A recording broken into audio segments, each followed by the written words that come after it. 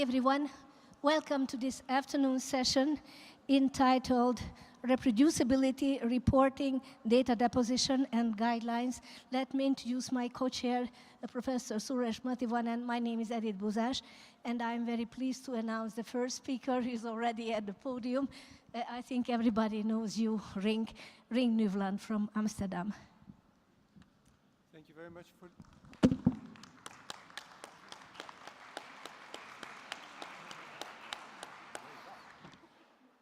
The longer you applaud, the shorter my speaking time. So it's it's a win-win. So I was asked to talk about guidelines, materials and activities. And actually, the learning goals that I was asked to communicate with you are introduce you to the reproducibility challenge, highlight the initiatives from ISEF to overcome this challenge, emphasize on how you can get involved and also the challenges and future perspective. Now at the end of this, I think, very long day, this must be the absolute highlight of the all presentations you will hear today. I think it's by itself, it sounds like a very dull topic, and still over the years I'm becoming more and more enthusiastic about it, and I hope I can show you why. My talk starts with a paper from Nature in 2016.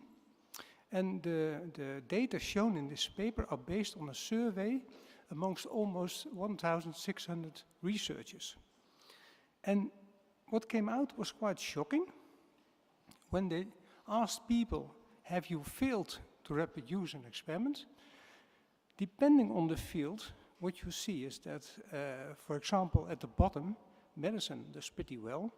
But about 50% or over 50% of the people said they were unable to reproduce their own results. And for example, if you look at chemistry at the top, you see this is over 60%.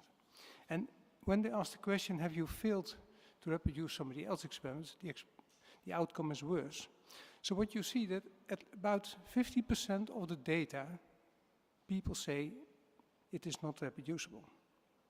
And that is also reflected when you look at the money. So when you, I hope my mouse works, when you look here, upper left, it's estimated that about 50% of the overall budget of preclinical research in the US is wasted.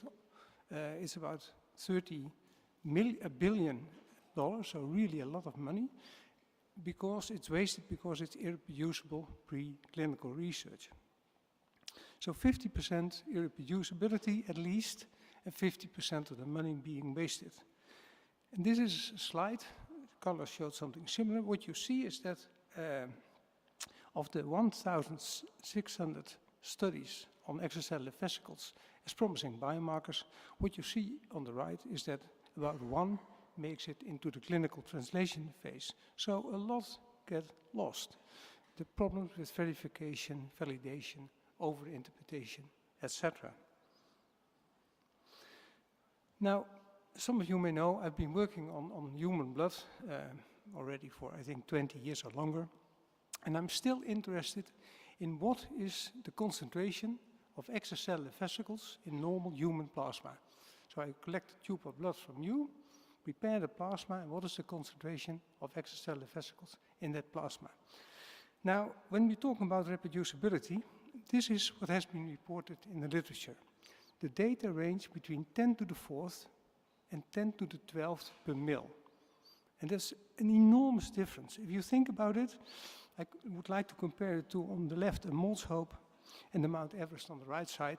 This has all been measured by vesicle experts in the same tube of normal human plasma. And what you see is that as long as there's this irreproducibility, yeah, you may wonder whether this can ever be used in daily practice. And I don't say it's all over the field like this, but this is an example from my experience, and you see there's some room for improvement. Now, what are the requirements for reproducible research in general, and also for EV research? You need a certain systematic for nomenclature. A cow is a cow, and a tree is a tree. You need knowledge sharing. So you need to learn from the experience from others. You need collection, handling, and storage procedures. You need an instrument to calibrate your data so that you're really able to compare the data between instruments. You need transparent reporting, and you need education. Oh, and I missed interlaboratory comparison studies. You need those to validate the results from calibration studies. Now, I like to make the comparison because it's a whole lot of different things. I like to make the comparison with building a house. You need a good blueprint, you need building materials, you need scaffolding, etc. And if one of these elements is not in place, you can build a house, but it's unstable. That's what I'm talking about. So you need all these different things need to come in place somehow. Now, reproducibility sounds a bit threatening, at least I always had a feeling, but actually it's extremely important. Why is it important to you as you're sitting here?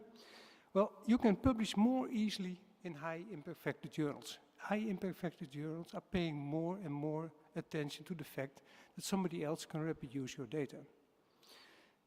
Your data can also be compared to those of others, and that's really helpful. You will make more friends than when they are not.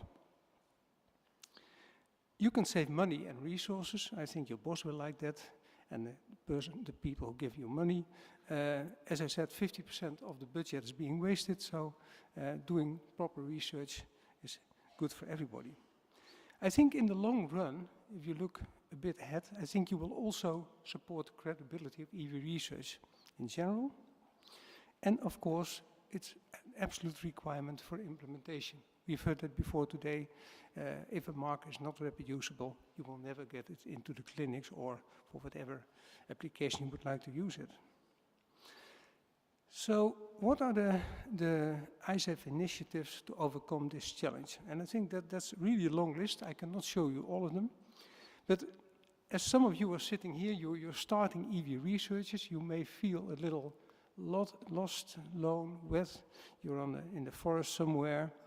And how can you get started? And I would like to make the comparison by feeling drowning. So you don't know how to swim. How can ISAF help you? Well, ISAF, I think, supports you in many different ways. On the right, we can give you swimming lessons if needed, but we can provide some tools to keep you floating at best. And what are all these different materials that we have? Well, actually, I think 90% of it you can easily find on the website of ISAF. If you go to the ISAF website, you have two tabs, scientific reproducibility and education. And in those tabs you can find almost everything you need as a start. For example, if you go to the scientific reproducibility tab, you have information about task forces, working groups, MySEF, position and guideline papers. Now, I think most of you will know MySEF. I think it's not really meant to read, but it's a sort of glossary. There's a lot of information in it. And just an example, regarding nomenclature, every time when a new MySEF appears, the nomenclature is a bit updated, it's a bit sharpened, it's a bit better than the previous edition. I think it's work in progress, but please read these terms and be sure that we all use the same term for extracellular vesicles. If you go also at the education web tab, but also on the tab for the scientific reproducibility, you can find links to the EV Club. I think it's a very valuable source of information. It's an initiative from Ken Witwer. Every week there's a new paper being discussed. You can ask questions. It's a very nice way of presenting your own data, so please have a look there. Also, at the online education materials, you can find recordings from previous education days, also from education days from workshops. So the Blood EV task force has organized a couple of workshops, and you can find all the recordings here. It's really a valuable source of information. Also, you find the links to the massive open online courses. The 3 online massive open courses have been organized by ISAF, and you can find the links to those. This is just from the last MOOC, but you can see they're extremely popular. Like the one on the left, it's the one from Ann Hendricks on size exclusion chromatography, has been viewed almost 6,000 times, and it's, I think, just 2 years or so online. So it's really, really a popular way of getting information. Also, sometimes you need a bit more dedicated support when you're in need. And I think this is where task forces come in very handy. Task forces are groups of people. It's a very flexible system. Everybody of you can propose a new task force, and we have task forces working from bacterial vesicles to blood or RNA or data reporting. They're dedicated groups of people who try to improve reproducibility in that particular field. Now, in the end, they try to make certain products. That's a very vague term, but you can think of position papers. This is an example from the urinary task force, but also they can organize workshops. And again, it's all about trying to communicate the knowledge that is there to help you to improve your reproducibility. We also have special interest groups. They're a bit different. They are members from ISAF together with members from other societies. And the oldest one was founded already in 2015, so it's almost 10 years. It's the ISAF, ISAC, ICH, EV flow cytometry working group. And for example, below you can see they published a number of papers which are about transparent reporting. There's an educational compendium. Again, they're all meant to help you. And yeah, please have a look at the information which is already there. There's also now clearly a trend the last couple of years that people start to organize courses. We have the EMBO course that has been, I think, there for a very long time, probably 10 years or so. It's every year organized. We started in Amsterdam. We started to organize a flow cytometry course where you learn how to calibrate a flow cytometer. And there's a course that is organized at the University of Virginia, also about vesicles, and probably there are more. Some of these courses are also endorsed by ISAF. Some of them are hands-on courses, some not. But I think you see this is a sort of trend. And I think if you participate in these courses, it's good for your network, but it's also a good way to learn, learn how to do experiments properly. Now, how can you contribute and participate? Well, I think please do not reinvent the wheel. Do not make the mistakes that have been made for 10 or 20 years. Try to use the available knowledge and experience that's already around. MySafe, position papers, etc., etc., etc. It's all there. It's just 2 mouse clicks and you have it. So it's very simple. All of you, in principle, can join a task force or a special interest group, and then you have to contact members or chairs. Also a very nice way of expanding your network and contributing to reproducibility. Of course, you can go for internships, you can join courses, and of course, you can also present and discuss your results at the EV Club. I think also an excellent platform to communicate with the rest of the members of the society and abroad. Now, what are the challenges and the future perspectives? Now, when you talk about challenges, I think there are many, many challenges. For example, and this is just out of the blue, but there are no methods yet that can detect only vesicles. They are not specific yet. We have no methods that isolate all and exclusively vesicles as well. There are no reference materials and calibration procedures in place except for flow cytometry. That's the only exception at the moment.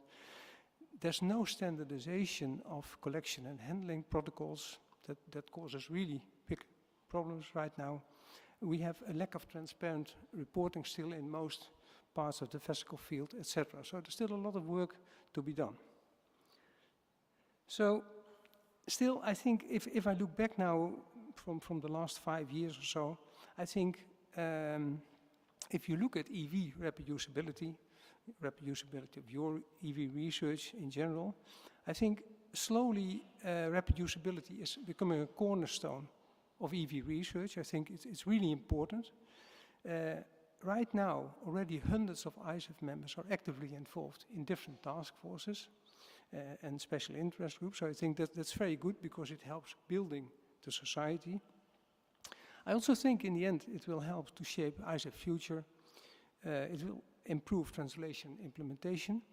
And I think it's important that you see that it's not only challenges but also opportunities. And what I mean with that is that I think as you see how fast reproducibility has evolved within ISAF, I think there's a pretty bright future ahead. And what I mean with the drop that's falling in the water, you get these circles. What I mean is that already other societies, even clinical societies, are using the tools we have developed and they implement them in their own society. So it shows that it pays off that we pay so much attention to reproducibility. I think we're starting to be the example to the rest of at least part of the scientific community there. So I think we do a pretty good job.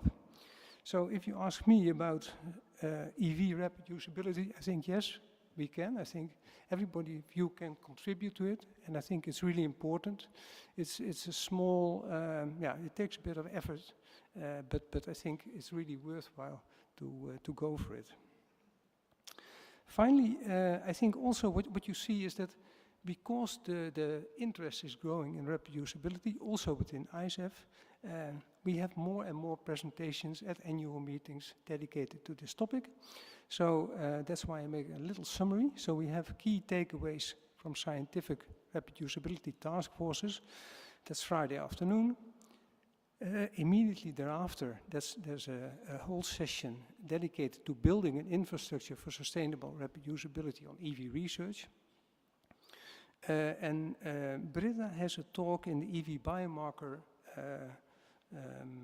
session on Thursday morning, tomorrow morning, where she will talk about how to calibrate flow cytometers and what the effects are on concentration measurement of vesicles.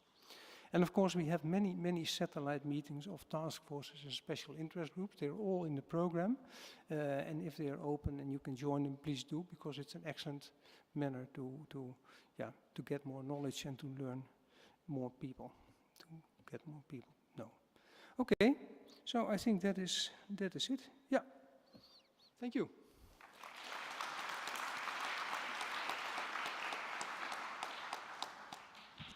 Thank you very much, Rienk. We have time for a couple of questions.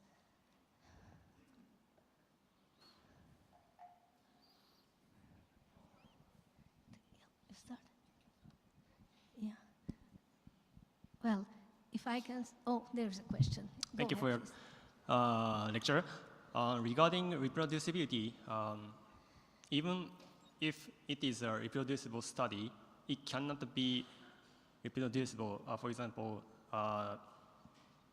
there is a limitation of the number of words or sentences in paper, so critical parts in the protocol cannot be addressed overall. So how can we address such a problem? Yeah, that's a real good question. So a protocol cannot be endlessly detailed and that sort of thing. So this is why we came up with a different idea, which will be discussed in this session on Friday. For many societies, also ISAF, I think the focus has been on standardization. And I think the focus should be on reproducibility and not on standardization. And Friday, I will give an example, which is now also taken over by other societies, where I think that by a combination of clever reporting and measuring, for example, the quality of the samples that you have prepared, that you get way more information than endlessly producing or writing down the details of the protocols that you used. So it's a real good question, but I think there's a sort of way to mitigate that problem, and I think that solution is, I think it's pretty practical, and I think that's what the field also needs.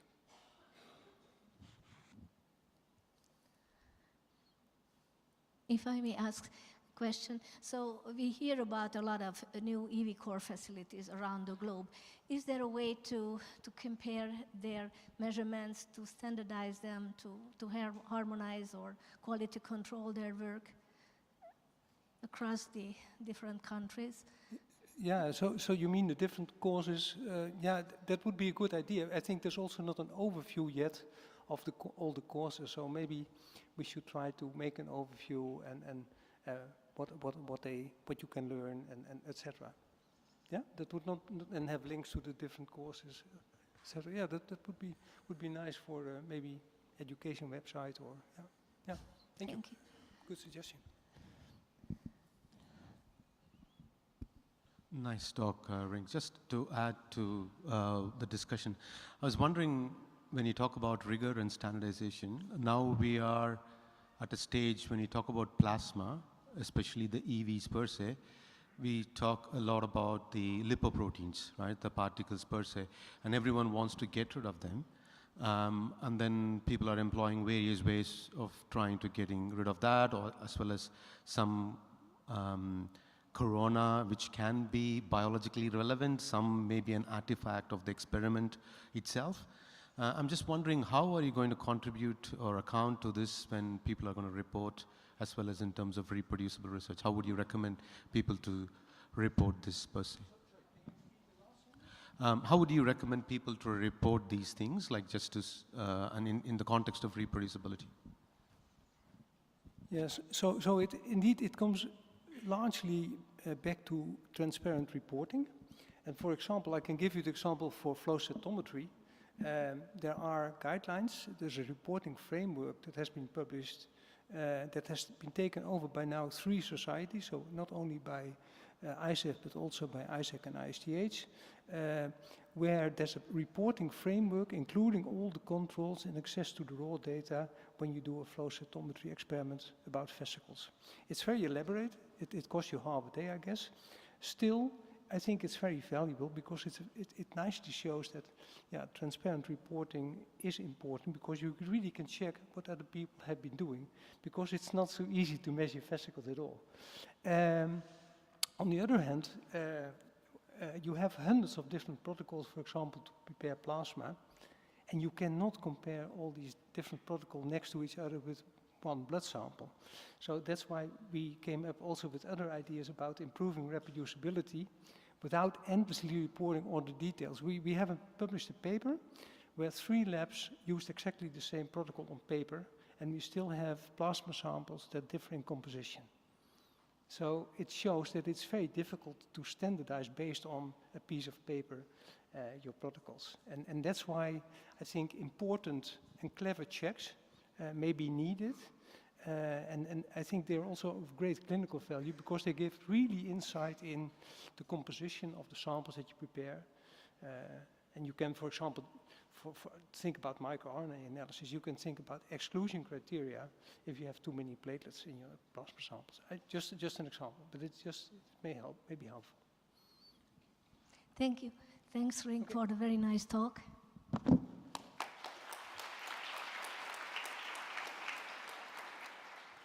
And I invite our second speaker, Aleksandr Milosavljevic, to introduce EV-related databases to us. Thank you.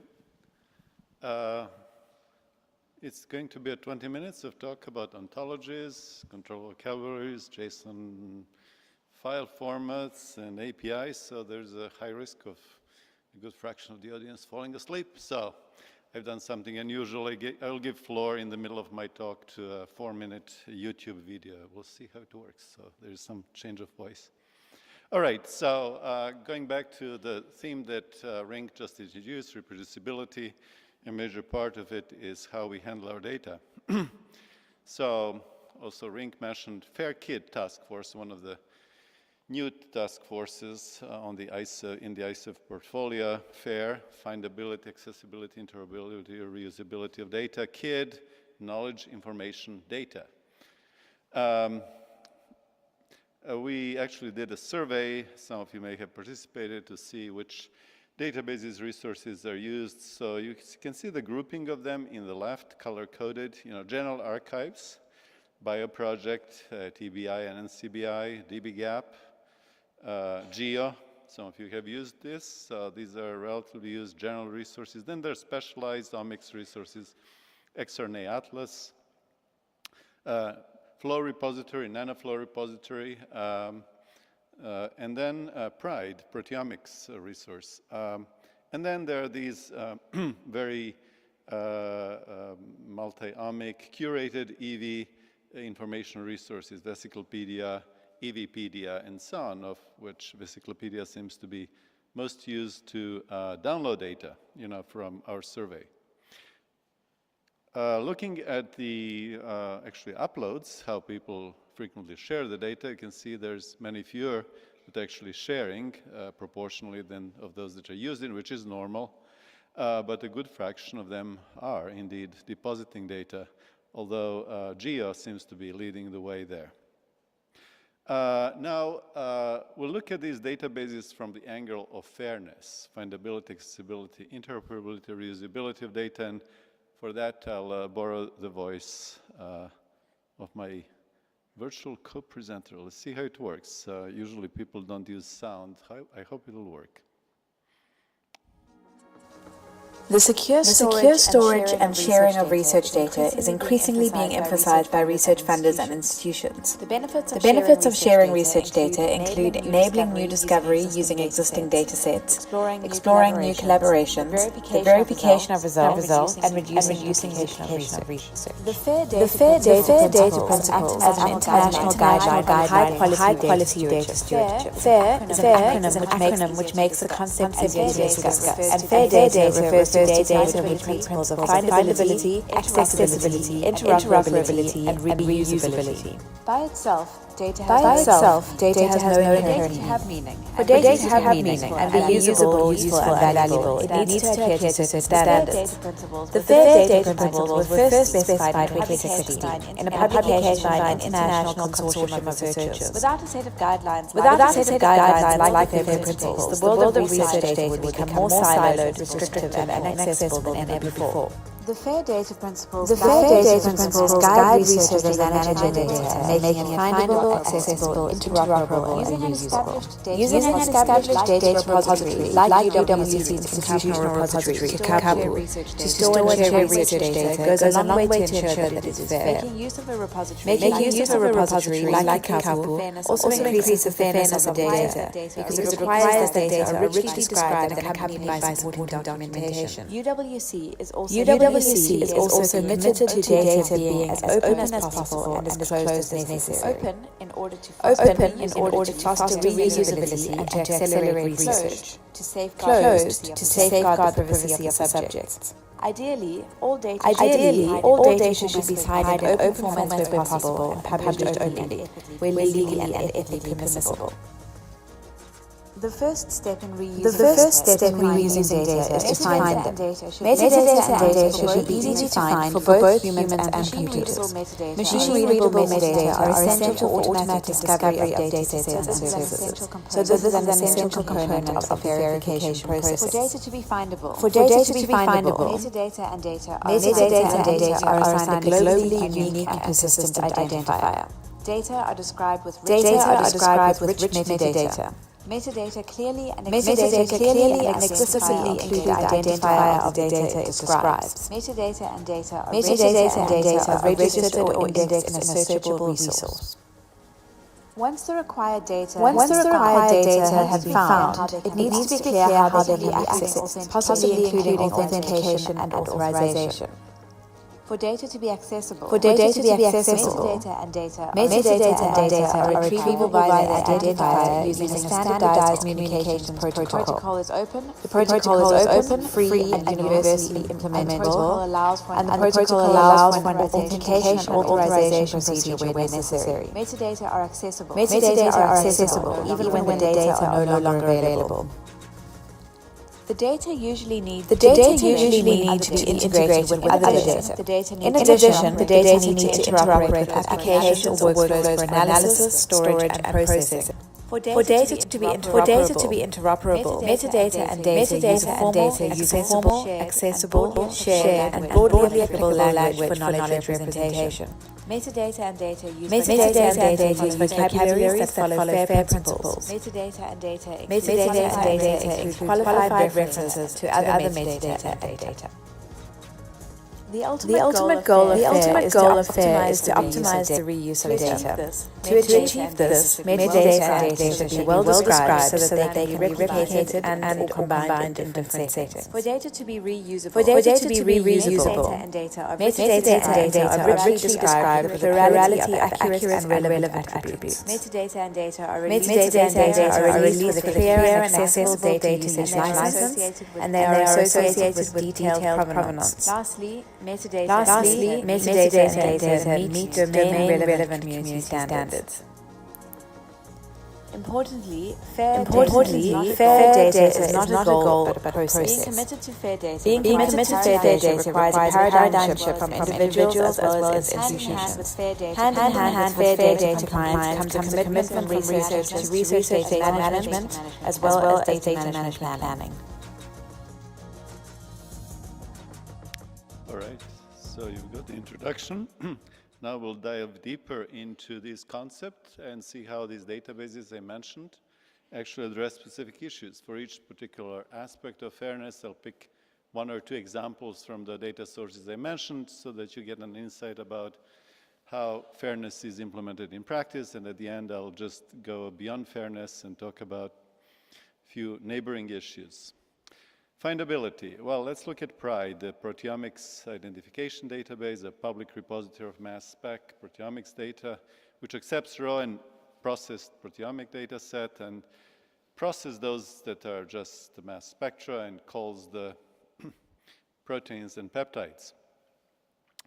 PRIDE is part of Proteome Exchange Consortium, Elixir initiative.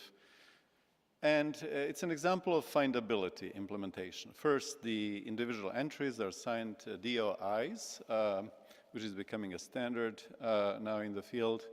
There's rich metadata. For example, if you generated data using EV-specific isolation methods or from biofluids, you can document that. The processing results in the calls of peptides and proteins, then they're mapped to identifiers in UniProt, a widely used database, so they're identifiable, findable that way. And there are links to Vesiclopedia and Exocarta, so these identifiers are used actually to connect to the web of wider knowledge. Another example of findability is our own xRNA Atlas. It's a repository of RNA sequencing, qPCR-derived extracellular RNA profiles. It includes human and mouse reference sequences against which the reads from RNA-seq, small RNA-seq are aligned. And you can see in the center the gist of its metadata. It's centered around biosamples on which RNA extraction is and RNA sequencing is performed. The donors' experiments are described using xRNA, RNA extraction protocols and library preparation protocols. And by virtue of uniform processing, now this, close to 100 data sets now in the Atlas are available for metadata analysis, downloading, etc. So I'll have a plug for my own student's abstract, right, on Friday, where by virtue of that integration, we could ask what fraction of the genome is expressed as xRNA. It turns out to be a shockingly large 18% of the human genome. And there is about 17 million relatively short loci that are repeatedly observed as sequenced across different studies. So how do we track 70 million? Well, we need a registry. We need a naming system for these genomic loci, and actually we launched one, EXGL, Extracellular Genomic Loci Registry. It builds on actually clinical genome resource locus registry, which we also run for the ClinGen project. So we now have a naming system where anybody can actually register their locus and also use the identifiers if they observe the same fragment of the genome expressed in their own study. The talk is, I think, in the afternoon on Friday by Rob Fulham from my lab. Accessibility. Well, let's look at general archives. BioProject is a joint project between European and US, NCBI and EBI, which organizes projects, data sets that are submitted to these major archives. Ties together related data sets if you do multi-omic profiling. For example, we can have a dbGaP study, which contains controlled access, whole genome sequencing or omics data, GEO, which typically contains unrestricted access omics data, no authorization, authentication required, and then collates those around specific themes and allows you to annotate the project itself. The fairness aspect I would like to highlight when it comes to these general archives is their accessibility, access via common protocol. You may have been puzzled in this short video. What is that common protocol? Well, it's in 90% of the cases, it's HTTP protocol, which is the web protocol, right, which is familiar to all of us for 30 years now. And instead of just fetching the web pages, right, using HTTP through your browser, you can actually fetch JSON or other structured machine-readable documents. So in that case, HTTP can be used as an API, application programming interface. So there are a few commands in that protocol. Get is one, or post is another. So you can actually both fetch content and also write content via the HTTP. And instead of HTML, which is human readable, that content can be machine readable, structured as typically JSON file formats. So what are APIs? I'll skip that video because I'm running out of time. I'll just mention that the APIs are a way to actually wrap different resources and make them appear accessible and aggregate them just in time. So instead of centralizing data repository, we now can think about an ecosystem of federated data sources. And there's specifically a protocol called DRS, Data Repository Service Protocol, developed by an organization called GA4GH, Global Alliance for Genomic Health, which developed a standardized API where anybody can build a portal by fetching identifiable data sets from multiple resources and presenting it seamlessly in a unified fashion to the user. So the key step in that process is so-called dereferencing, which means that an ID can be used in addition as a suffix of a URL to use a get command of HTTP to get machine-readable file from a source. So this dereferencing enables an ecosystem of many data consumers, repositories, tools, and producers. So the current state of disconnection that you can see on the left, which is typically resolved by centralizing, can now be resolved in a new way, in a more of a federated system, ecosystem, where you can see these yellow frames, yellow wrappers around these data resources, which expose them for API-based access and virtually integrates them to different portals, which are indicated in the top part of the picture, these data access tools, right, that can now seamlessly access using the same API access pattern, as long as they see these global unique identifiers, data from different sources, and seamlessly use them for analysis or presentation to the data consumers. Let's move to interoperability. Well, here are the four major curated information sources: EVpedia, Exocarta, Vesiclepedia. This is a brief overview of these resources. EVpedia covers prokaryotes and eukaryotes, whereas Vesiclepedia mostly human. But it covers all EV classes, whereas Exocarta specializes in exosomes. In terms of data types, they cover proteins, RNA, lipids, the diverse content of EVs. EVpedia uniquely tracks orthologs across species, and all of them provide some level of network or analysis interpretation tools. Unique strength of Vesiclepedia is broad EV coverage, and whereas EVpedia has prokaryotic EV data as well. So these resources highlight interoperability. You know, all three resources use gene ontologies for standardized annotation of molecular functions, processes, and subcellular localizations of EV's components, all the protein and RNA molecules within them. Vesiclepedia and Exocarta map EV components to establish databases like NTRES genes to standardize nomenclature indirectly, which is typically used in lieu of, say, a society-defined nomenclature, such as for genes. You can also link to databases which do this deduplication and naming, unique naming for you. EVpedia, on the other hand, implements ortholog identification systems to standardize nomenclature and mapping across species. Finally, reusability. An example I'm using here is EVTrack knowledge base, which supports transparent reporting of experimental parameters of different studies, which is key to reproducibility concern, right? It has an EV metric, which measures transparency along a number of dimensions, which are indicated in this figure. Enrichment, qualitative and quantitative particle analysis methods, documentation of electron microscopy experiments, density gradient experiments, UC experiments, and so on. So you can see that along different metrics, you know, EV protein enrichment is best documented, right, whereas others are less so.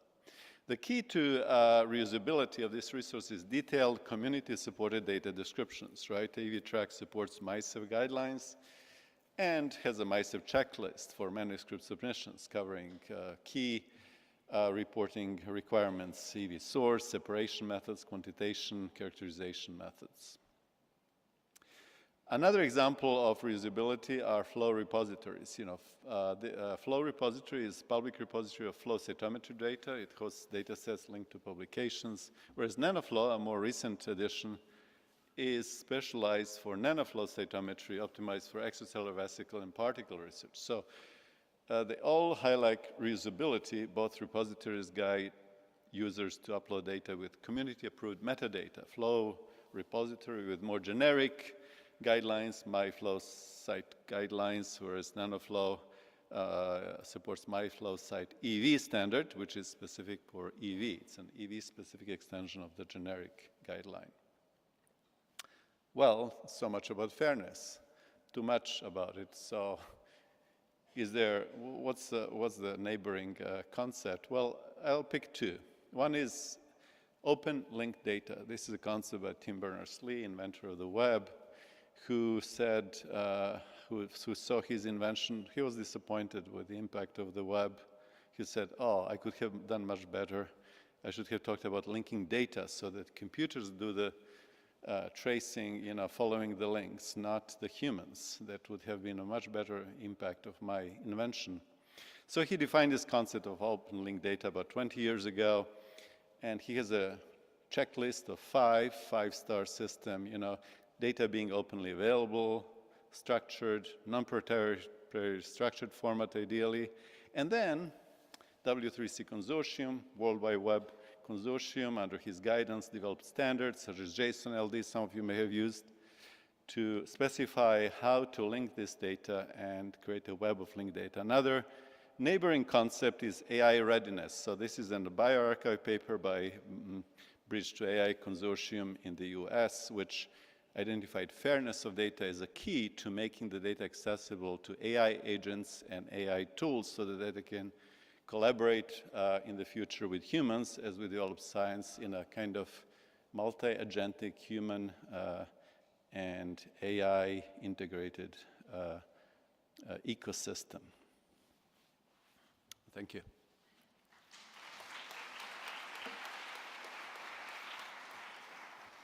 Thank you. Maybe we have time for one quick question.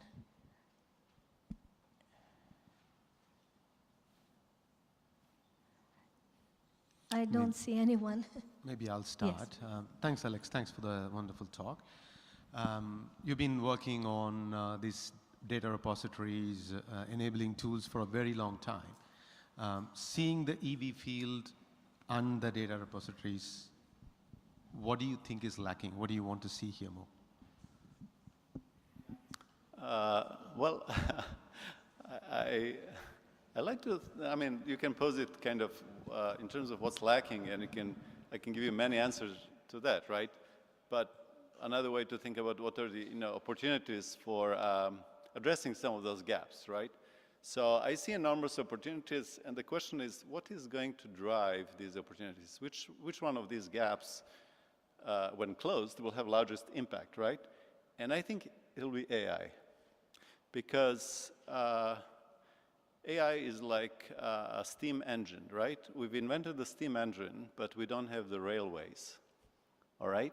So fairness is the railway for AI. So, and as we see the world adopt AI, we'll be compelled as a scientific community, which is actually very small. We're dropping the ocean of the larger world, right? So we'll be compelled to build railways.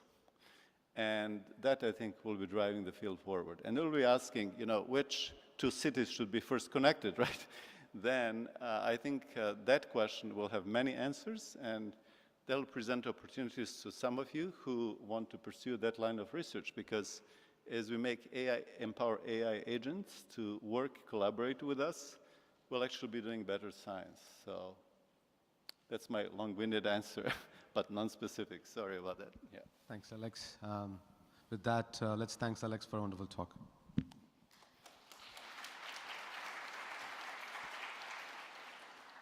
The last question kind of led us into the topic nicely. The third speaker is going to talk about AI in EV research, and that is Mei He. Then I used AI to pronounce the name, so hopefully it's nice. Thank you. All right, thank you for the nice introduction, and thank you for coming. I think we already had a very good introduction at the beginning to talk about heterogeneity, the data, and the AI. So now I just want to share some experience that we had using the AI in the EV research.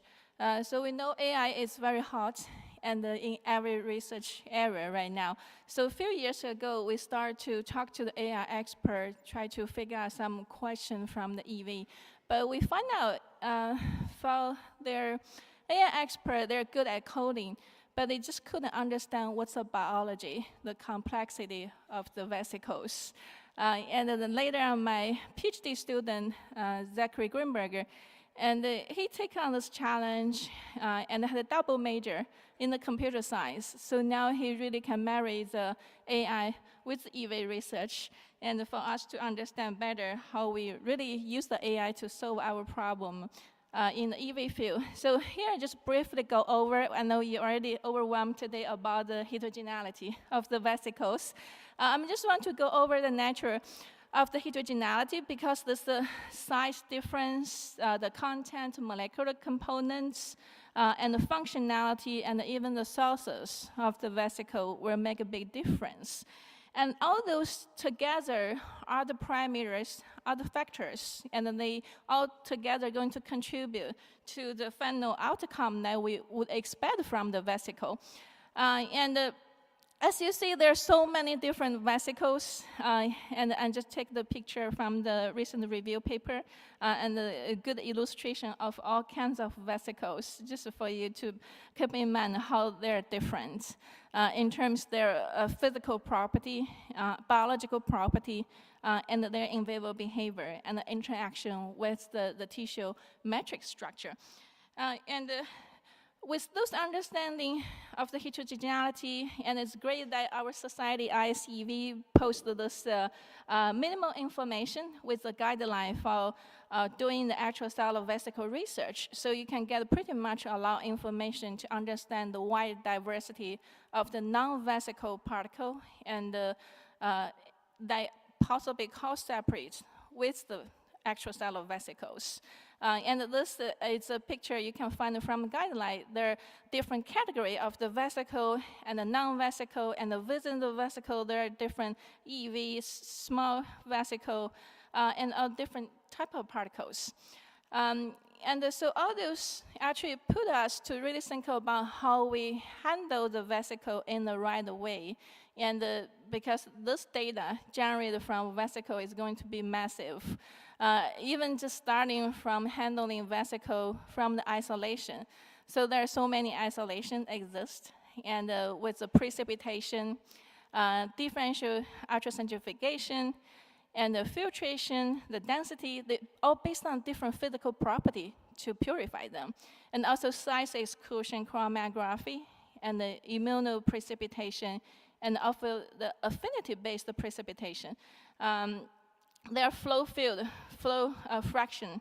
They are based on a different property, and as you can see, the recovery and the specificity actually come different from different isolation you use. So that means when you start at beginning to purify them, you already handling different population of the vesicles. And if you get higher recovery, for example, using the precipitation, but the specificity to very specific population of the vesicle going to be much less. But if you want to get high specificity, for example, using the affinity-based purification like immunomagnetic beads, which is popular, and those like immunoprecipitation, you get a very specific vesicle population, but your recovery, your yield is very low. So at beginning, we have to be really wise to choose the right isolation method. Depends on the downstream application, how the recovery rate matter the most to you, how if the specificity matter most for you. For example, for the biomarker discovery, you might really want to interest to have very specific biomarker, then the specificity were over the recovery rates, then you're going to choose different isolation method like immunomagnetic isolation. So this all put a lot of information together. So now you already had quite a bit of information here regarding the vesicles. And then how we handle all those complexity, all those information with rigor and the reproducibility. There's several guidelines and rules that usually we want to put in man to handle the data. The first that we have to start with unbiased well-controlled experiment design, like methodology, analysis, interpretation, and the reporting of the result. All those need to be unbiased with control. So negative control, positive control always need to be there. And incorporate the relevant biological variables, especially for handle different biological sample. And the biological variables, it's a big factor need to be considered, like doing the mice model, the male and the female, those variables, biological variables need to be considered. And there are some prior study being studied as the limitation describe how those limitations are being addressed in the proposed research. So include the full transparency in reporting experimental details. And for example, we're going to deposit data to the database. Then how the data generate, that's actually very important to be reported at the meantime with all the details and the transparency that help the people to be able to reproduce data or even extend your data to open much further study down the road. And there are an array of the factors in sample collection.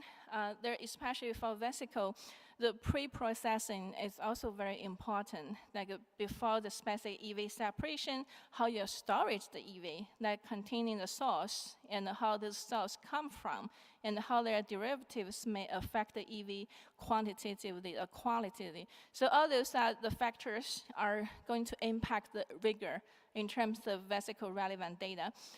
There are some implement quality control throughout the sample that we have to have negative markers, quality controls, all need to be included, reported. And then for the data, we really think about, now we talk about many factors, they all potentially are data. So any extractable information detectable by the computer, they all be considered as the data. Then those data from vesicle, as we mentioned, there be massive, many of them. And how we're going to have all those massive data collectively handled together and without bias, especially in the omic data field. There are many different layers of the omic information to put together. So then there are many databases, like we just heard about, all those databases that you can use. And all those databases, you can do the alignments and try to have them as a reference to control with your own experiment data. At least over here, I'm not going to repeat again. Our speaker already have the good illustration of those vesicle data. And then, meanwhile, I just want to highlight some new emerging database that you can think about for the spatial imaging or the spatial omics. So because the vesicle can tag and then distribute it in the tissue spatially, and then you can do the spatial omics study and even to have the EV to be spatial omic data generated there, or even can have the tagged targeting receptors on the vesicle surface to localize the tissue. Then that type of data or the delivery going to be really cool, adding another layer of the information in addition to the omic data that will have the tissue distribution and interaction there. And some data repository here as well. What exactly those AI model can handle is, so there are many mathematical frameworks that you can interpret data. So here I just list the three categories: the supervised learning, and the semi-supervised learning, and the unsupervised learning. They all have the different models, depends on what you want to handle with. Like for supervised learning, like a random forest, those data, they help you to characterize, to see the difference of the vesicle. And with semi-supervised, they introduce the unknown data. So they, and then for unsupervised learning, basically your vesicle is not tagged without training. So that computer to learn your data pattern, and then to, based on their learning, to generate outcomes to analyze your data. So it all starting from the training. So the training is very important, depends on what training data sets you give with, and that gave the, in terms of the prediction reliability of your AI model. Here, so now you have data and how we select those models. So it will depend on if you just want to see the difference between the group, or even you have the blank data sets. You want to let computer to learn the pattern. The key components of the AI, mostly the machine learning, the deep learning, and it's very popular now, and the conjective computing, and the neural network, and the computer vision, and the natural language processing. So for us, we use the machine learning, deep learning, some neural network mostly. The neural network actually can help you to do, as we mentioned, about this, the tissue distribution, to learn the pattern of the EV in the in vivo biodistribution. So this AI technology that enables the computer machine to stimulate the human learning and the comprehension and the problem-solving decision-making, even creatively, to generate the new targets and to program the EV or the engineer EV. So all those could be possible with the AI model. So there are goals of the artificial intelligence that help you to solve the problem and allow the continuous learning, and they have the social intelligence and for promote creative and enable the human AI synergy. So it gives you a lot of future to think about, even have a lot of imagination you can do.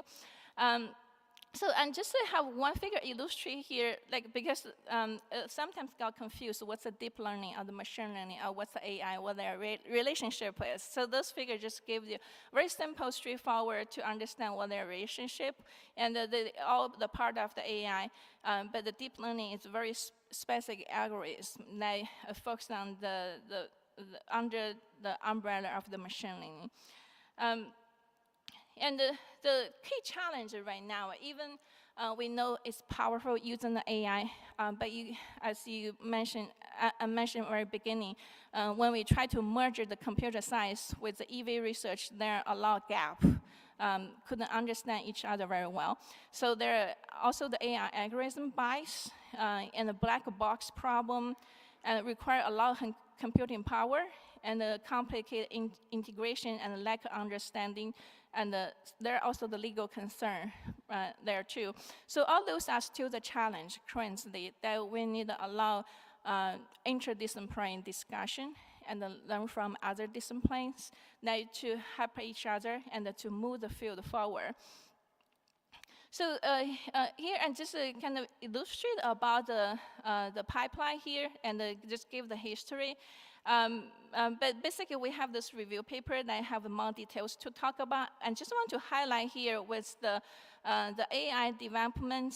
Actually, it's driven by the biological science at the meantime. So we put a lot of pressure for the AI people to create more tools and the coding for us. Like actually, they're AI-driven nano QSAR actually emerging in 2010, and then the AI, their tumor orange, they actually AI can classify the tumor orange from the EV proteomics, then actually early the year of 2016.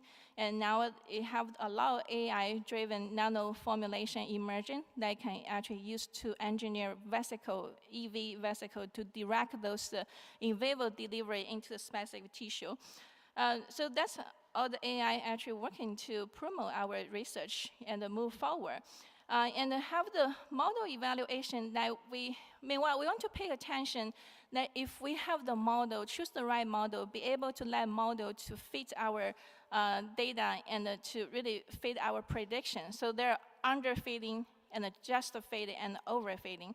And there are many factors, the metrics that you can use to evaluate your model. We just want to have the just-fitting right here. So that accuracy, the ROC, AUC curve that very common use, and the F1 score, the MCC, and the log loss, the precision. So all those metrics can evaluate a model if you're using the good fitting model here. Once we evaluate our model and validate, and the experimental validation is also very important part, and make sure the model is running right. They need a large data set to handle the EV heterogeneity and the technical bias. So this current challenge, we even have database, but obviously it's not enough. Really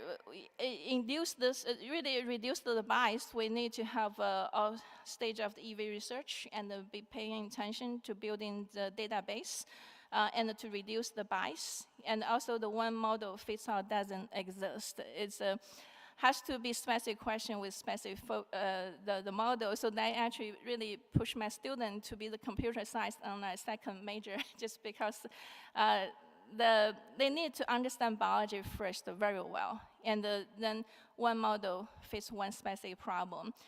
There are simplest model I prefer because they just have the weaker predictors, but are very explainable. And we use simple model that make it explainable.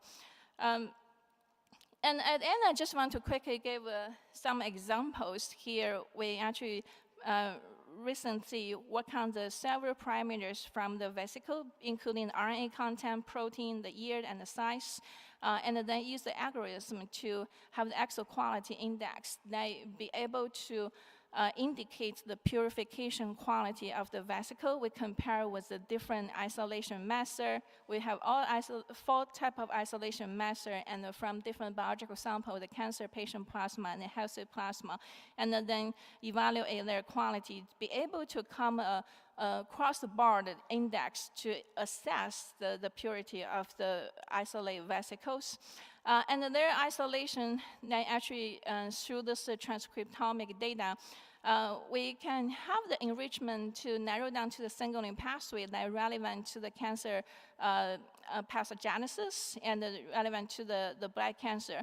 So, and to narrow down to the this is the pancreatic cancer biomarkers, and annotated to the pancreatic cancer database, and to align with the vesicle database at the meantime. So you can really to lock down that marker to be specific from the vesicle, meanwhile from the pancreatic cancer patient human genome database. Based on that approach, you can see the different isolation actually can narrow down to different biomarker pathway, just because their isolation population differences. So that gave us the really awareness of how we handle the vesicle and to analyze data so critical in terms of downstream to answer your biological question. So we use the machine learning approach to improve the accuracy and for the cancer diagnosis, and also can profiling the crucial multi-omic features from the vesicle that to really compare with the traditional linear regression model. And in that case, we can narrow down to those biomarkers and to understand their diagnostic precision. We have actually 3 models, I think 4 models we used here to compare their diagnostic precision.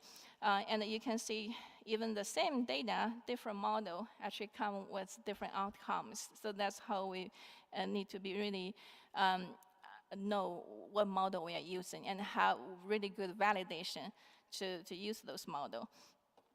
And the other example could use AI in the EV research for the tissue targeting and drug delivery. As you all know, the Nobel Prize award actually recently year to the protein design. So that means the computer can really predict protein functional structure and even design the new protein structure. But that kind of a protein structure design could be very specific, tailored to the vesicle surface receptor, and engineer vesicles and then be able to specific band or uptaking or be targeting to a certain tissue type. So you can make your vesicle to be really directed to the specific tissue in the in vivo distribution. So there are many examples actually are emerging, growing right now in the EV research field for the drug discovery, therapy development, formulation design, and specific tissue targeting, even for the PK/PD study, and the multi-omic investigation and the biomarker prediction. So we hope this talk could give a good inspiration and for you to explore how the AI can serve your research better. This is at the end, I just want to give some take-home message. And when we think about the EV, that empowering the research, how the AI can help us to be more powerful, there are still the ethical regulatory consideration in terms of using the AI. And the database and data sets are super critical. They actually determine how your model can function properly. Experimental validation are really critical right now. It's the way to gap from the real world. So even a computer can give the good prediction, but it's still the gap from the real world. Only the experimental validation can fill up that gap. And also the more attention actually paying to the open access and the security concern. Those all are the take-home message and for you to think about. At the end, I'm just open for the questions. Thank you for your attention.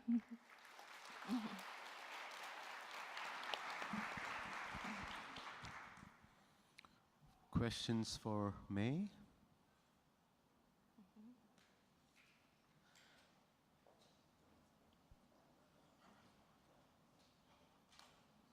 Yes. Hi, thanks for great talks. I'm working in biomarker and cancer, and my question is, if I want to use IE in my cohort, how many people I have need? Maybe 50, less or not, I don't know. How many you recommend for that? Using here, yeah. So could you explain your question again? Yes, I think use artificial intelligence, you need the minimal person or population in your cohorts, no? So you're talking about the antigen specificity? No, for number of patients, for example. How many you need, so? Yeah, so it's actually the sample size need to be justified by statistical power. And usually if you want to get a specificity larger than the 98% and the power of the sample size is close to 100. It's actually need a lot of sample data to generate data and for you to be able to have very precise prediction. Okay, thank you. Yeah, thank you. Just to follow it up, Mei, question here.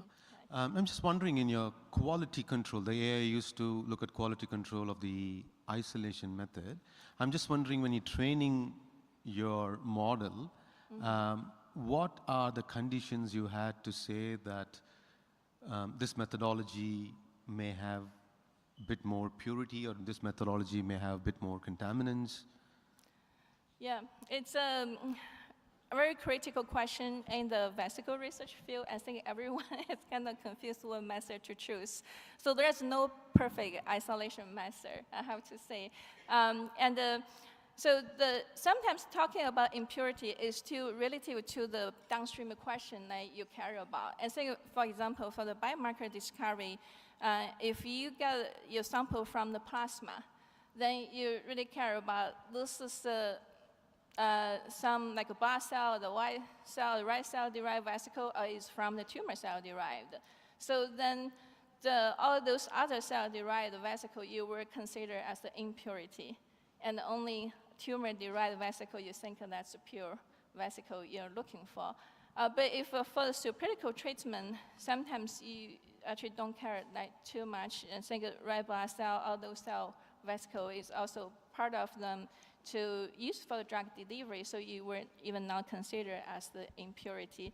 So it's no standard like a criteria for you to define, but really based on the downstream, what your question you really care about, then you pick the isolation method that fits your purpose the most. As I mentioned, recovery rates and the specificity, both are two important factors, and then if you do the biomarker discovery, you probably care specificity, then the recovery rates will be some measure that really low, but it doesn't matter to you. But for the drug delivery, you want to get a large quantity of them, and then you probably care most about the recovery rates. So have to have all those factors putting together and to see which actually the best one to fit your downstream application.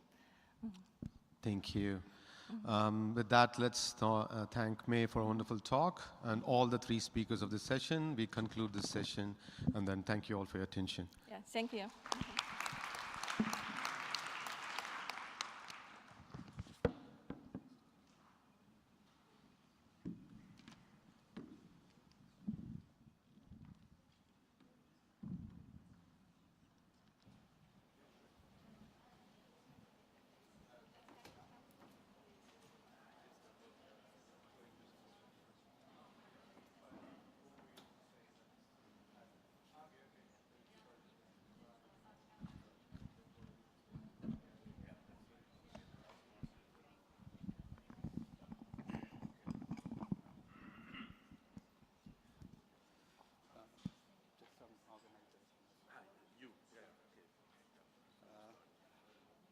Hi everyone.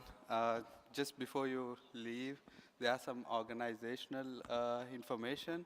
So after these two sessions, so we will have a viewpoint session and then a brief quiz, and then we go to the social event. So everyone should have a EventScribe app, and there is an address in the EventScribe. So if you don't see it, just close it and restart again, so you should see the directions, how to get there. And some of us will be at the registration as well. So we will leave after the session, 5 minutes approximately, and then you can join if you would like to join us. Thank you.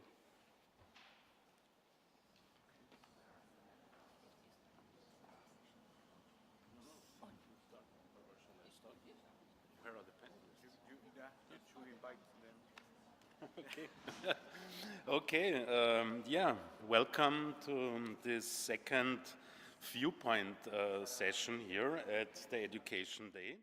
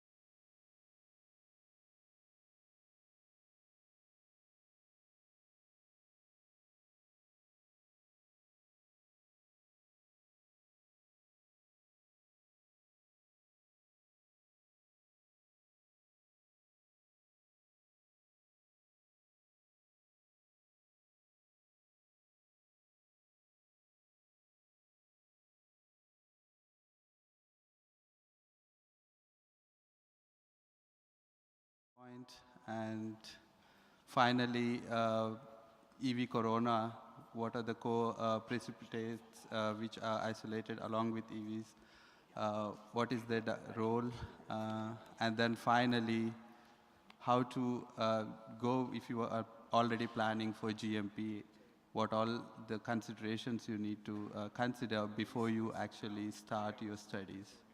Yeah. And one of the major limitations, I would say, when you start EV work is basically scalability. You yield, basically. That's one of the major limitations. And I think looking forward, we should actually go to 3D models or like bioreactors for EV production, especially for therapeutics, if you're considering a large-scale production. So that would be one of the major limitations. And then heterogeneity, how to solve this, and what characterization methods we need to consider if we are looking at one population of the EVs. Or, yeah. Okay, yeah, we can see already some keywords appearing: heterogeneity, stability, sterility, absence of endotoxins, lack of networking with medical institutions, lack of funding and low investment of enterprises. Would you agree on these challenges?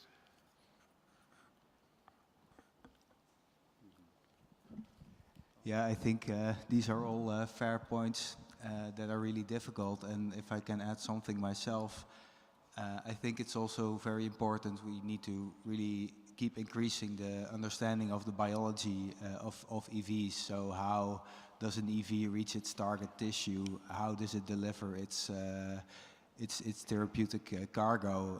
And that will help create more efficient EV therapeutics, reduce the cost of goods, and as soon as you have something that you understand and that you know how it's working, then I think you can think about really scaling up and producing it under GMP circumstances.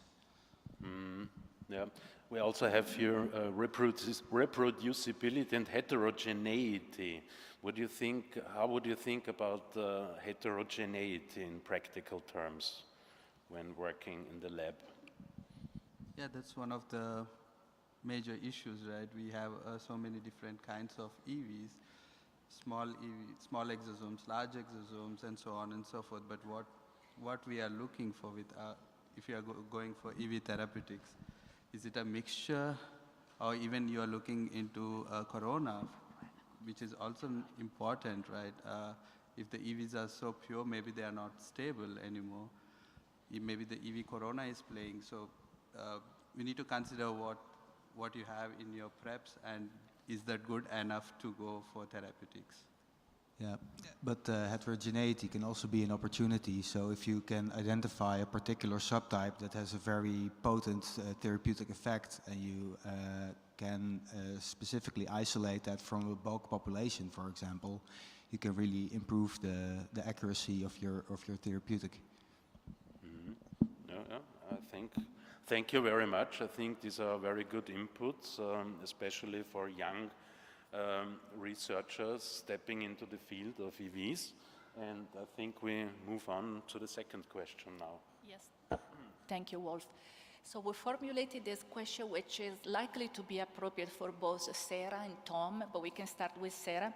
Sarah, the question will be, what are the main limitations that you have encountered in the lab, or that you routinely encounter, towards the identification and validation of EV-based biomarkers?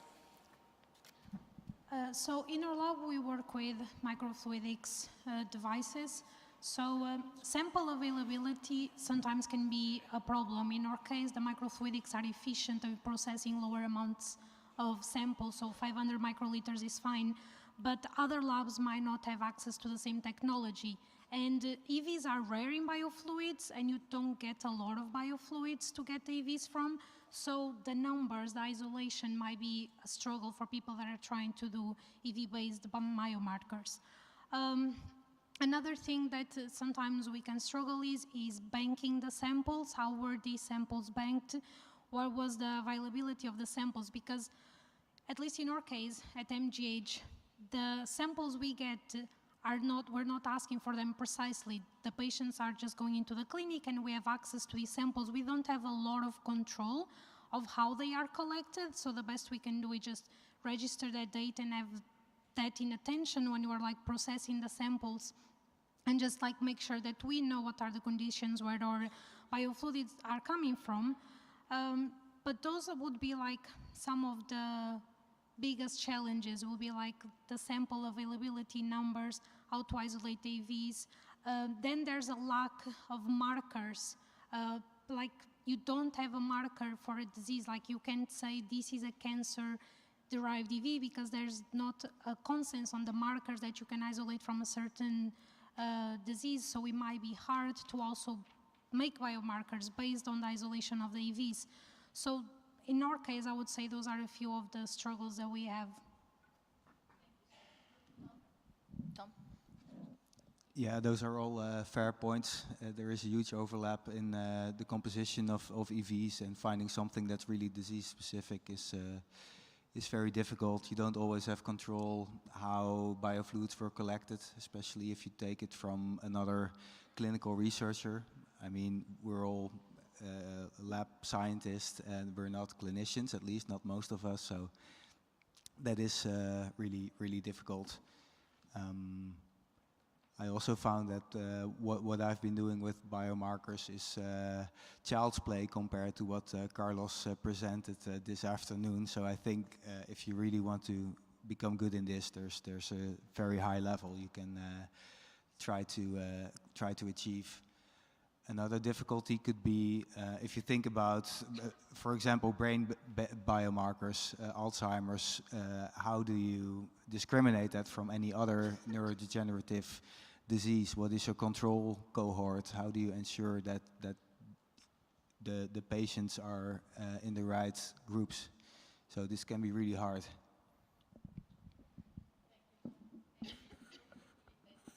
Thank you, everybody in the audience, for what you have sent here. Do you mind checking and see if there's something you agree or disagree? Of course, tariffs are crucial. We know that. Thank you. Lipids specificity, for example, choice of lipid dyes for the membranes. Those are all part of the limitation that you mentioned already. Okay. Anything you see new? No? I think they're more or less. Okay. Thank you, Sarah. Tommy, I don't think there is more that we haven't already covered, but thank you for the audience. Okay. For the next two questions, okay, so for Sarah and Tom, that is very interesting because you was, Sarah is still, but as a SNEB and now as ICEF border, what are the main limitations, what are the most critical minimum metadata and experimental parameters that should always be transparently reported for ABE studies, and also how the ICEF community can help on that? So I think that the minimum is the cell of origin, the EV isolation method, the amount of EVs you might be using, like the EV concentration you might be using for a specific study. If it's blood or any other bodily fluid, how were they collected, how were they stored, how were the EVs stored? I think anything that you would read on the method section of a paper and you were able to reproduce, that's the minimum that needs to be reported, because otherwise you just can't do the same thing. But look at purity as well, possible contaminants, all of that information is important so other people can replicate your experiments. Okay, Rolf? I think I will jump on that. So I agree with Sarah, and I think just to take the answer from the slide from Rienk, I think a dull and boring answer would be we should report as much as we can because every little detail can make a difference in your EV preparation. If you use ultrasonification, depending of which rotor you use, you may get a different output. So really, I think we have to report everything and to try to follow as much as possible the MISEF. I think the biggest challenge is how to motivate and to provide incentive for people to report the information. And of course, incentive, as Rienk mentioned, is well, provide more reproducibility, more chance to publish in high-impact journals. And I think we need as well the journals to provide incentive to people to say, hey guys, you need to report your information, your data somewhere. And of course, we need to provide the tools for people to report the information. So I will encourage you to see the Friday afternoon EV track, Saturday, sorry, EV track session. I think we, with a task force, we are working on a new version of EV track, which is easier and simpler and faster for people to upload their information. So I think that's one aspect that we really develop on. We have a strong interest in our lab as well is using AI tools, and we're working as well on something parallel where we try to use natural language processing to, for example, in the future, I could imagine as well AI helping people to report the information. You could provide your text, and basically the AI could sort of pre-fill your information, and you need to sort of validate it and sort of accept the information. So I really believe we should report as much as possible, and I think we just need to find a way to make it easier and more incentive for the community. Maybe I can add one more point. Yes, sure. I think using of right controls is also very important, especially if you're labeling your EVs with any lipid dyes. Maybe you need to include a dye control as well if they are forming micelles, and all these kind of like controls are very important as well when you are for the experimental setups. Okay, thanks. Can I ask a follow-up question? Sorry, right here in the middle. Yes, sure.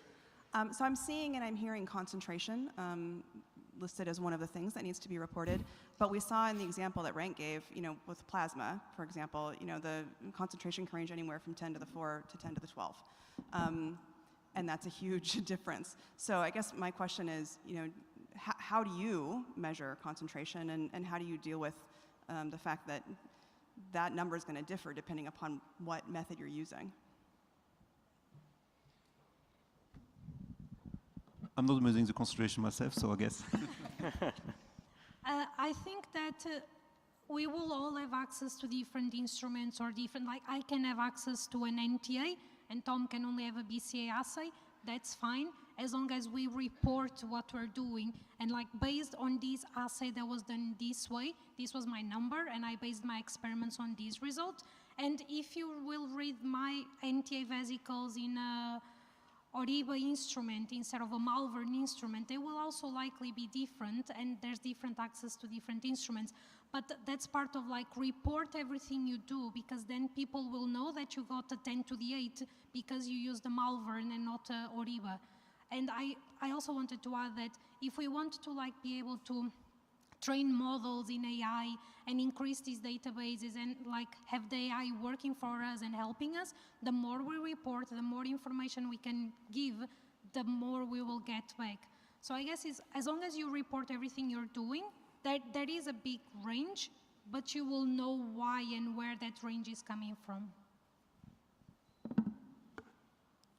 Thanks. So the next question is about the last talk today. How do you think about artificial intelligence tools can advance the EV research field? If the postdoc will lose the job or not? No.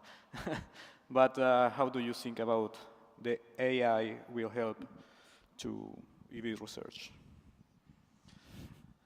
I think today we had a really nice, perfect order of presentations in this education day, and I really enjoyed it because you can see, if you compare all the different ISEF conferences we had, how fast the field is moving, how complex the techniques are becoming, and how much AI is becoming more and more important in the research. And I really enjoy as well the talk from Mei regarding the AI. So basically AI is a big umbrella term, we know that. In AI you have machine learning, and in machine learning you have deep learning. And of course you as well natural language processing. And we saw already a presentation where you can see where AI is playing a role for biomarker studies, for image analysis, it plays a big role. Yes, exactly when someone wrote enhanced clinical biomarker precision levels. So I think it's really we can already see many publications where it can really provide a huge help. I think the aspect that we need to work on is to make sure that, again, regarding the aspect of reproducibility, you see more and more publication with using machine learning algorithms. One of the main concerns I have is sometimes you can see publication throwing a lot of different algorithms, but when you start at the beginning, the data set they use for training or how they split the data is not appropriate, or the validation method used as well and you can see already in other fields, or even like last year there was in Science Advances a checklist called reforms, providing some guidelines on what you should report if you have, a study with where you're using machine learning for your work, and there's some more papers in this regard. And I do believe we need maybe a sort of set of guidelines. I mean, there's these papers really available, but maybe in the EV field we should sort of sit, I mean, could be another task force maybe, to make sure that we have a sort of proper way of, using AI, and that is properly reproducible as well as information. And of course, I'm really excited as well on the other aspect, like Aleksandr mentioned, regarding the fairness, and how we can basically, using FAIR, make, our information more accessible, more interoperable, and all this will lead basically to a better way for AI to operate and help us in our own research. So, and I do believe as well it will help us as well for designing experiments in the future, because we saw there's so much complexity in all the experiments we use, in all the procedure we use, and if you have a database where you can have all this information centralized, maybe AI could be, again, helping us to provide some clues on how to better design our experiments. So I'm personally really excited about it. I just think we have to be careful on how, how we proceed, because I think it's like every field, every new field, everyone is excited, everyone is jumping on it, and now we have to make sure that it is properly done, that we don't get a lot of results that cannot be reproduced. Okay, thanks you. Another things to add, Tom? Can I respond to that? I'm a little bit skeptical, but maybe that's because I don't know enough about AI. I'm a molecular biologist and not a computer scientist. But what if you took all publicly available EV RNA data from cancer studies, for example, and let AI figure out some kind of perfect biomarker to find cancer, with all the variability in the studies that are there? Plus AI has a tendency to make up stuff when it doesn't understand things anymore. So are we getting false positives that we cannot reproduce? Is that creating more work for us? Or do I see things too negatively now? I can follow up on that, because I have the same question, like, should we be using AI to do the work for us, or kind of like to confirm our work? Like we do our search, we choose our biomarker, it looks good, we ask AI, do you also think it looks good?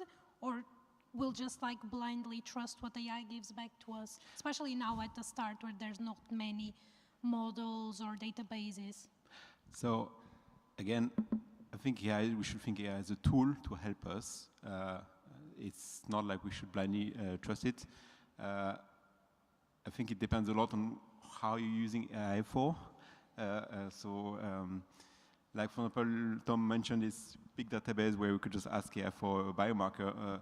Well, that would be, I think, something really broad and not how we see it. I will see it more like, you have a sort of database, you can still sort of pre-select your information, and then, based on your data set you selected yourself, then you use your AI tools to, ask you more complex questions.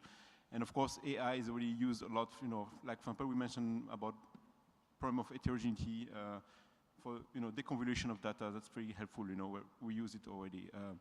Maybe as well for some batch corrections, so more specific use and not just like a global question we ask AI and hope for the godly answer from it. And of course, I do see a big step in AI where we will, and you can see it already over the last 3 years, in terms of database searches and as well for information extraction. So for example, we present a poster tomorrow. We develop a database which allows you to search in open access papers using more complex expression like regular expressions. You can extract information, the sentences, and then you can throw these sentences to your AI tool, which is basically, I'm using Gemini, but Gemini is restricted to only to the data you send. So basically, you use the AI to ask more complex questions because it understands what you ask for and to extract information to what you send. So it's not like you ask a question and it comes out from a random somewhere else. It wasn't trained, it's just instructed to use only the information you send it to. And can you do that in a reproducible fashion? So if you ask it the same question twice, will it come up with the same answer? Because So, I yeah, only so created some images with AI and then you yeah, keep of course, pressing it's a good enter point. and a new It's a picture very good keeps point. I popping think up. what plays a lot is you will find sometimes different answer. Globally, yes, it's possible, but of course, what plays a lot is how you prompt your questions. That's very important. And but yeah, it's pretty working quite well. And of course, because we submit the information, you reduce this risk of hallucination.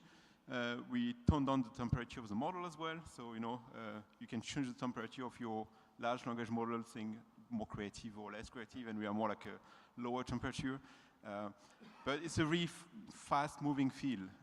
It's really interesting because maybe in 6 months there's another model that is much better performing and we can use. So that's why we are really excited about it.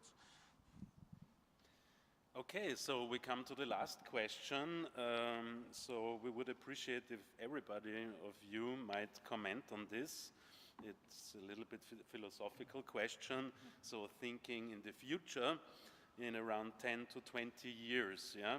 How would you envision the lab life of the EV hands-on scientist will look like? And then there is a second part of the question. Yes, thank you, Wolf. And then, of course, what needs to happen for the way you envision the lab life to be? What should happen? And we would like not overlapping answers. If you can please diversify your answers. Thank you.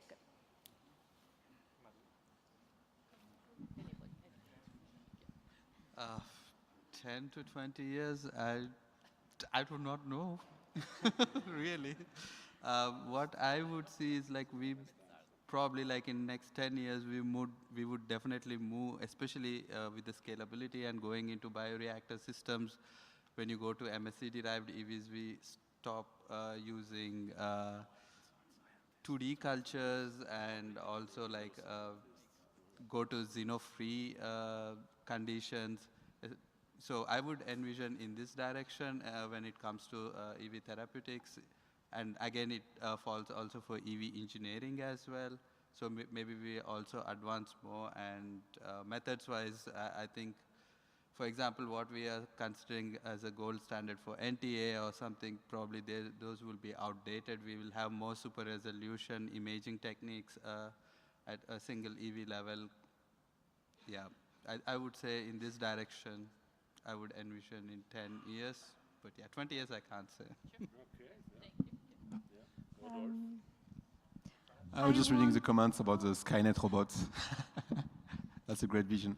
I mean, I think if I compare 20 years ago, to try to translate 20 years in the future, I think we have to become more and more knowledgeable in terms of pluridisciplinary. Our research is becoming really pluridisciplinary. We're expert in what we do, but we are using tools that are really complex, and I believe there will be more automation in many tasks to make our work easier, because the work is becoming more and more complex. So I guess in terms of EV preparation, I see more and more high throughput methods that allows us to spend more time on other aspects. And of course, AI will play a massive role, I guess, in 20 years. Basically, it should be a tool that helps us and make us work more efficient and give us more time to do proper science. Like someone wrote, we're doing science about science. Yes, I think it's going to be pretty exciting. Yeah, I hope we can automate EV production and isolation, because that takes a lot of time. That was my answer, Tom. I'm Size sorry. exclusion chromatography that doesn't take 2 hours. Great And minds Western think blots alike. that always work. No, Western blots to be an image from the past. We need something else. No, I'm joking. But talking about like characterization, having more like advanced ways of characterizing EVs, like imaging, super resolution imaging would be really good if we could go like single EV and look and define what our population was and what were the markers that were more abundant. A standardized isolation technique that didn't take a whole day or a couple of hours would be good. Just that method, science, and technology kind of like evolve in a way that gives us more time to think about the science instead of being looking at columns drop. Okay, Tom, nothing more? You okay? Nothing to add. Okay, so thank you so much to the panelists for this wonderful discussion. Thank you. If you want to discuss directly with the panelists, please go ahead. And we have a few days more to be here. And thank you so much for this Viewpoint session.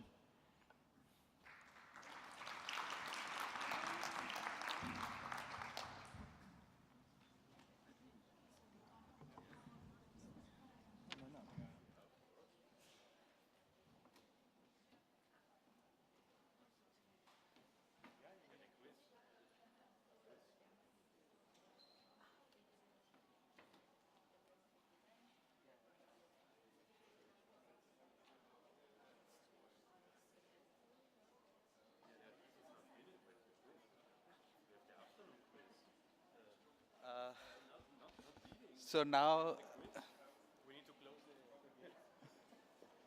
I just try to stop people. Go ahead. Okay. So now we will have a final quiz. So whatever we have learned today in the education day, maybe we'll have some questions related to this and see if we, yeah.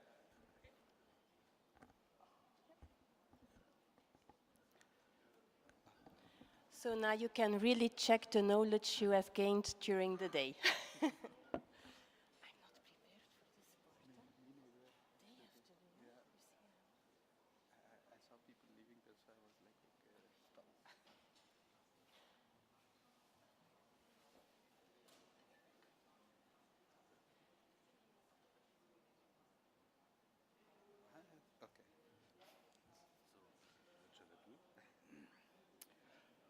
Okay. So you all have a QR code to join Slido now. So we will start soon with the first question.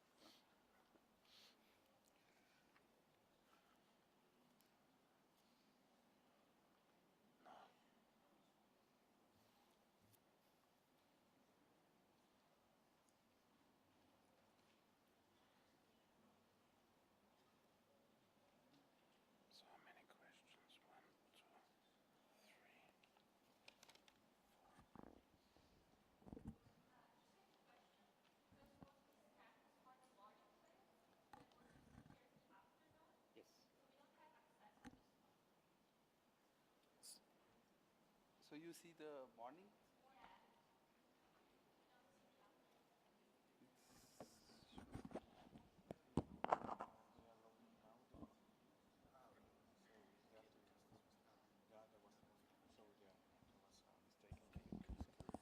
Yeah. Sorry about that. The link is uploaded now. Yeah. The correct one. Afternoon quiz. Here we see it. Already.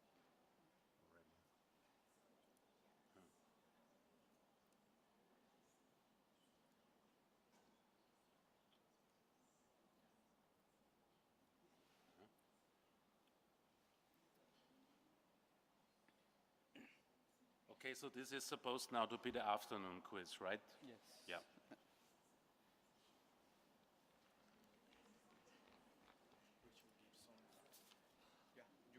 Yeah. Okay, first question. What can I use to block exosome secretion without affecting other types of EVs or secreted proteins? Hmm.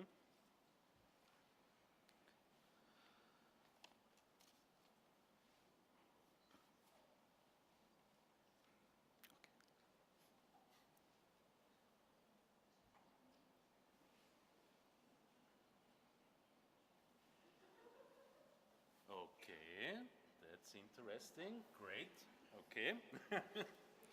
So let's switch to the second. So which of the following is not considered a factor in EV biodistribution studies? Is it route of administration, EV surface protein composition, recipient organ characteristics, or therapeutic efficacy in disease models?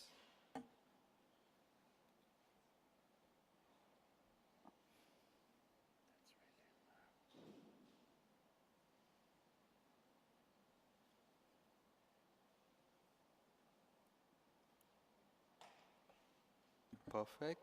That's the right one.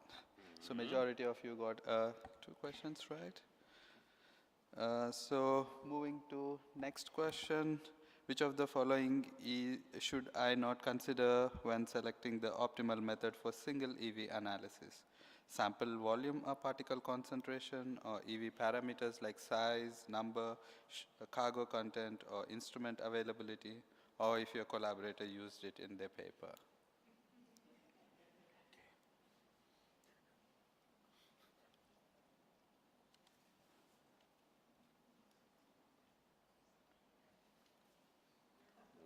Okay, great. That's correct. We move on to the next question. What is the main problem with EV tagging? We heard quite a lot about EV tagging today. So the loss of the tags, the specificity, the resolution it gives in vivo, or all of these?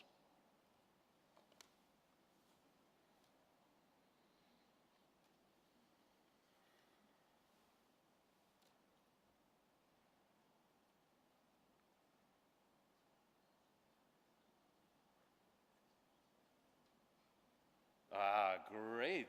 That's wonderful.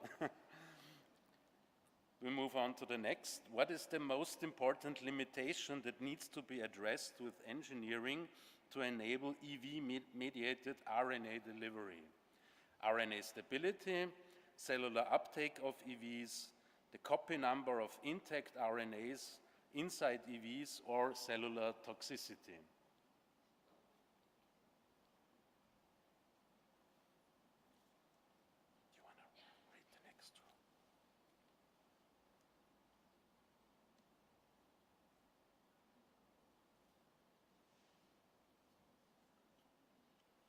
Right, that's a copy number is the limiting factor. So next question. So what is the major limitation to EV-mediated intracellular delivery that can be addressed by genetic engineering? Is it a cellular uptake, receptor binding, endosomal escape, or endocytosis?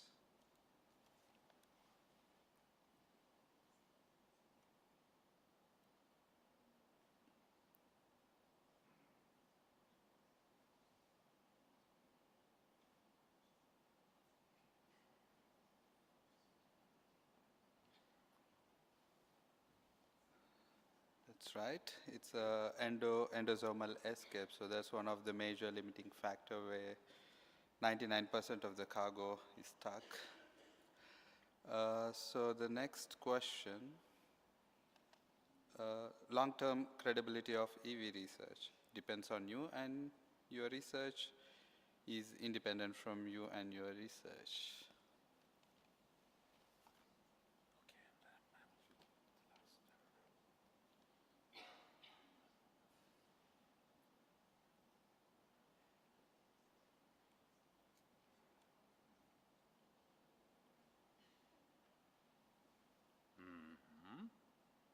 Okay, wonderful. The first answer is the correct one.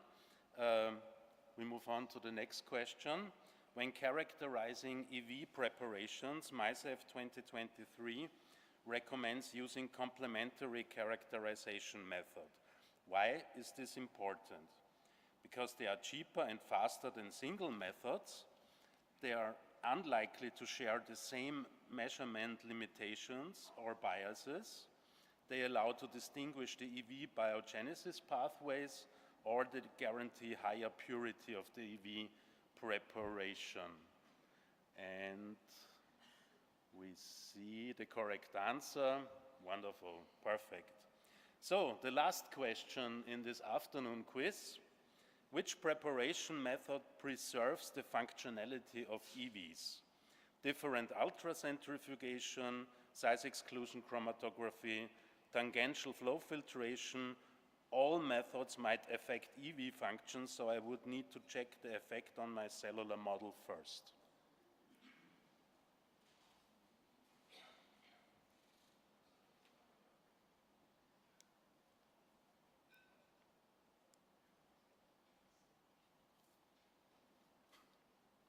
Wonderful. That's, again, very great. So we had now the last question in the quiz, and I think taken together, okay, Carlos Jesus. Wow, he is number one. Congratulations.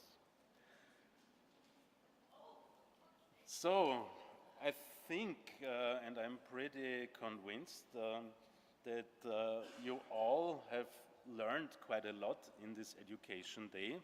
And I think also the answers now to the second afternoon quiz is quite intriguing. So most of the questions were correctly answered by most of you. And I think this is really, really great. Thank you very much. Okay, maybe Anne will close this session. Okay, so thank you first of all to those that are still in the room. It's fantastic. You're the true EV scientists that keep it until the very end, because you have to be straightforward and confident and never give up to finally identify your EVs. So it shows that you definitely have the characteristic to achieve that. Then I would also like to thank the educational team. It has been really fun to organize this day together with you. We also had a slide side help from Manuel, who was willing at the very end to help us to set up the Slido. So thank you, Manuel, as well, to join shortly the educational committee.